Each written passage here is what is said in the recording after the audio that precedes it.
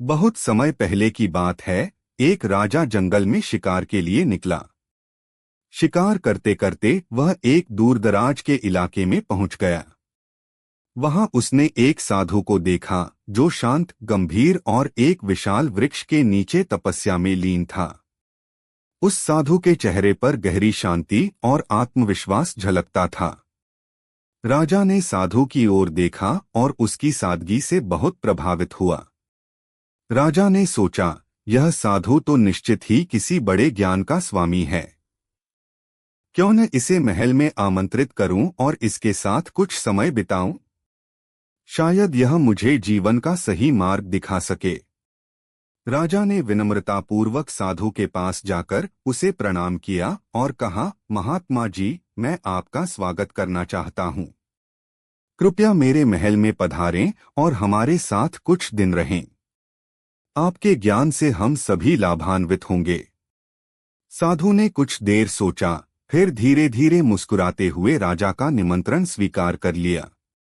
राजा बहुत खुश हुआ और साधु को आदरपूर्वक अपने महल ले गया। महल में पहुंचकर राजा ने साधु का भव्य स्वागत किया और उसकी सेवा में किसी भी तरह की कमी नहीं छोड़ी। कुछ दिन बीत गए। राजा ने देखा कि साधु एकदम निस्वार्थ भाव से, बिना किसी मोह के, अपनी साधना में मग्न रहते हैं। राजा ने एक दिन साधु से कहा, महात्मा जी, आपके दर्शन से मेरे मन में एक जिज्ञासा जागी है। मैं जानना चाहता हूं कि मनुष्य का जीवन कैसे सफल हो सकता है और कौन कौन सी बातें मनुष्य की बर्बादी का कारण बनती हैं।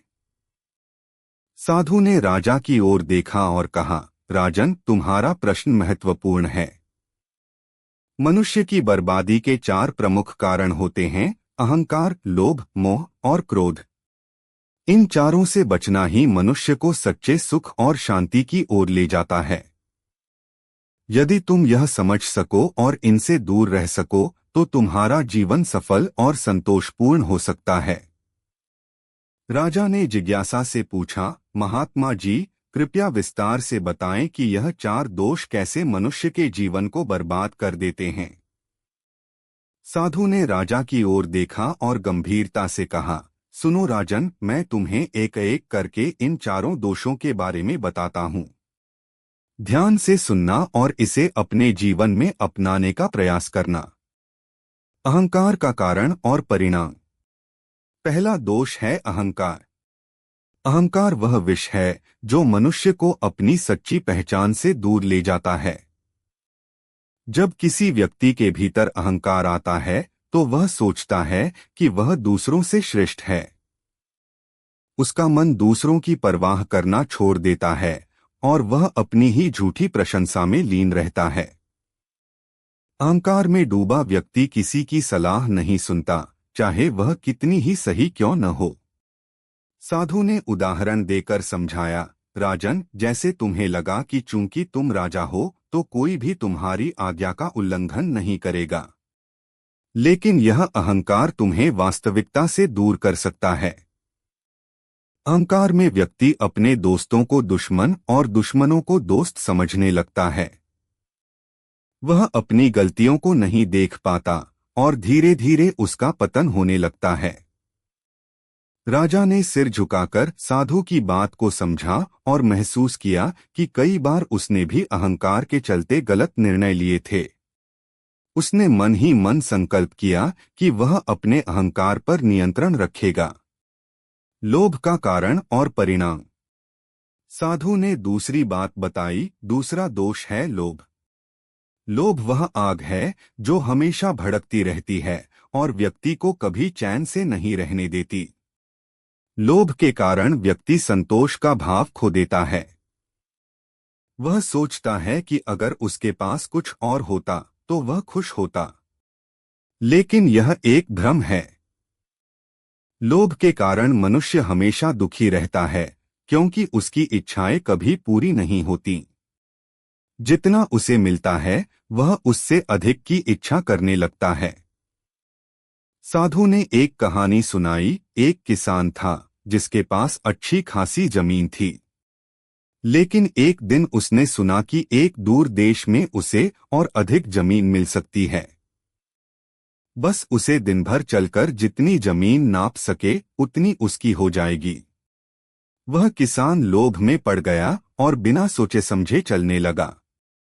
चलते चलते शाम हो गई और उसकी हालत बिगड़ गई, लेकिन लोभ के कारण उसने चलना नहीं छोड़ा। अंत में वह गिर पड़ा और उसकी मृत्यु हो गई। राजा ने साधु की बात को ध्यान से सुना और सोचा कि कैसे लोभ मनुष्य को अंधा बना देता है।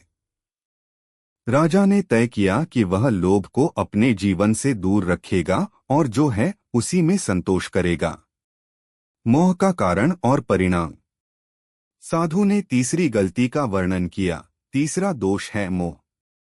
मोह में व्यक्ति किसी वस्तु, व्यक्ति या स्थिति से इतना जुड़ जाता है कि वह उसके बिना अपने जीवन की कल्पना भी नहीं कर सकता। मोह में बंधा व्यक्ति अपने कर्तव्यों को भूल जाता है और अपनी जिम्मेदारियों से विमुख हो जाता है। मोह उसे वास्तविकता से दूर ले जाता है। साधु ने समझाया, राजन, मोह में बंधा व्यक्ति वही देखता है जो वह देखना चाहता है। वह सच्चाई से मुंह मोड़ लेता है और अपने ही भ्रम में खो जाता है। चाहे वह धन का मोह हो, परिवार का या सत्ता का मोह व्यक्ति को अंधा बना देता है।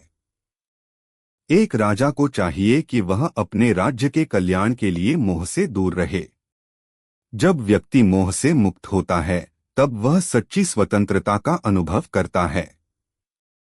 राजा ने साधु की इस बात पर गहराई से विचार किया और समझा कि मोह में फंसकर उसने कई बार गलतियां की हैं।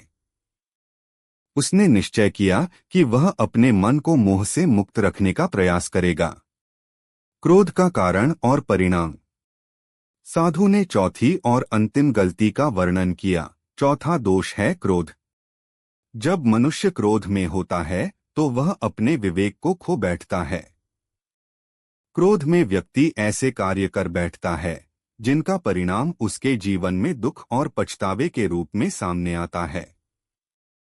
क्रोध एक ऐसा आग है जो सब कुछ जला देती है। यह उस व्यक्ति को भी नष्ट कर देती है जो इसे सहता है। साधु ने उदाहरण देते हुए कहा, एक बार एक राजा ने क्रोध में आकर अपने ही मंत्री को सजा दे दी थी, जबकि मंत्री निर्दोष था। बाद में उसे अपनी गलती का एहसास हुआ, लेकिन तब तक बहुत देर हो चुकी थी। क्रोध में किए गए निर्णय से उस मंत्री की जान चली गई और राजा को जीवन भर पछतावा करना पड़ा। साधु ने राजा से कहा, राजन, क्रोध को जितना जल्दी हो सके त्याग दो। यह तुम्हें दूसरों की बात समझने का अवसर नहीं देता और तुम जोश में आकर ऐसे निर्णय ले लेते हो जिनका प्रभाव भयानक होता है। राजा ने साधु की यह बात भी समझ ली और तय किया कि वह क्रोध को अपने जीवन से दूर रखेगा। उसने साधु से वादा किया कि वह अहंकार, लोभ, मोह और क्रोध से दूर रहने का हर संभव प्रयास करेगा। अंतिम सलाह और साधु की विदाई। साधु ने राजा को सलाह दी, राजन, ये 4 दोष हैं जो मनुष्य के जीवन को बर्बाद करते हैं। यदि तुम इन 4 दोषों से मुक्त रहोगे तो तुम्हारा जीवन सुख, शांति और संतोष से भरा रहेगा। यह सत्य को समझो कि असली संपत्ति बाहरी चीजों में नहीं, बल्कि तुम्हारे भीतर की शांति में है। राजा ने साधु को प्रणाम किया और अपनी भूलों को सुधारने का संकल्प लिया। साधु ने राजा के महल से विदा ली, लेकिन उसकी शिक्षाएं राजा के मन में हमेशा के लिए अंकित हो गईं। उसने उस दिन से जीवन में संयम, संतोष और सच्चाई का मार्ग अपनाने का प्रण लिया। तो दोस्तों, यह थी एक साधु और राजा की कहानी जिसने हमें सिखाया कि मनुष्य की बर्बादी के 4 कारण अहंकार, लोभ, मोह और क्रोध हैं। अगर आपको यह कहानी पसंद आई हो तो कृपया इस वीडियो को लाइक और शेयर करें और हमारे चैनल को सब्सक्राइब करें। धन्यवाद।